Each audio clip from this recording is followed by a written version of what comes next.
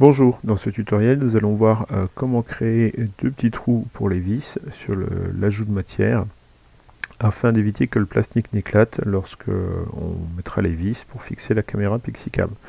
Alors cette vidéo elle fait suite à toute une série de tutoriels. Vous avez ici en haut un petit lien pour revoir les vidéos précédentes. Alors on va récupérer nos cotations.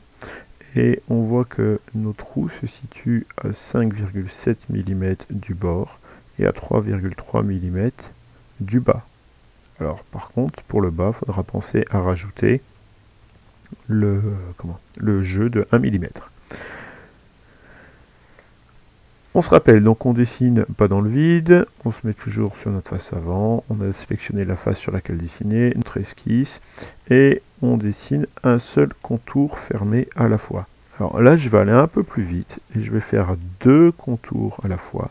Donc j'ai tracé mes deux cercles pour faire les deux trous pour les vis. Je peux faire ça puisque les deux contours ne se touchent pas, ils ne se croisent pas. Donc le logiciel saura que je vais enlever de la matière dans ce trou-là, dans ce cercle-là, et dans celui-ci. Alors, on voit aussi quand on trace, jusqu'à maintenant je ne l'avais pas trop expliqué, mais on voit qu'on a des petites relations qui s'ajoutent. Alors, on fait attention quand on dessine parce que ça peut nous embêter, mais là, nous, on va en rajouter. Mais on voudrait que ces deux cercles soient alignés horizontalement. Donc pour ça, on a des contraintes ici, et on voit qu'on a une contrainte horizontale. On va cliquer sur le centre du cercle ici, et sur celui-là, et on voit bien que nos deux cercles maintenant seront alignés horizontalement tout le temps. Ça va nous faire gagner du temps puisqu'on aura des cotations à mettre que sur un seul des cercles et les deux vont bouger directement. On avait dit par rapport au bas 3,3 mm plus les 1 mm de jeu, ce qui nous fait 4,3. Donc 4,3, on prend bien le centre du cercle et le bas ici. On sort notre cotation et 4,3 mm. On voit comme on a mis des relations, les cercles, bon, ils ont des relations entre eux. On va aussi mettre notre cotation avant que ce soit déplacé un petit peu trop par rapport au côté ici. Et on avait dit, j'ai oublié, 5,70.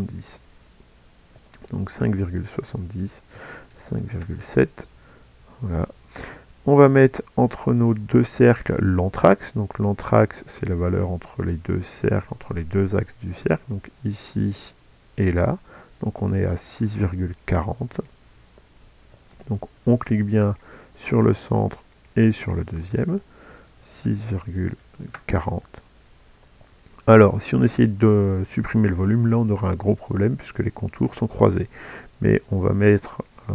pour mettre des vis ce sont des petites vis, donc des trous de 2 mm seront largement suffisants. Alors on aurait pu jouer avec les contraintes ici et dire qu'on aurait voulu que les rayons soient égaux, alors je ne sais plus où elle est, mais on va pas perdre trop de temps, là ce sera pas très utile.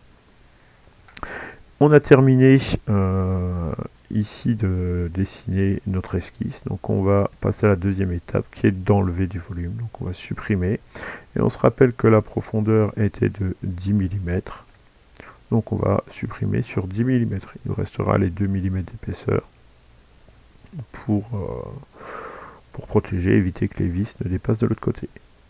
Voilà, c'est tout pour ce petit tutoriel, on se revoit après pour faire le dernier perçage de ce boîtier, qui servira à brancher la prise USB à l'ordinateur lorsqu'on veut paramétrer la Pixicam.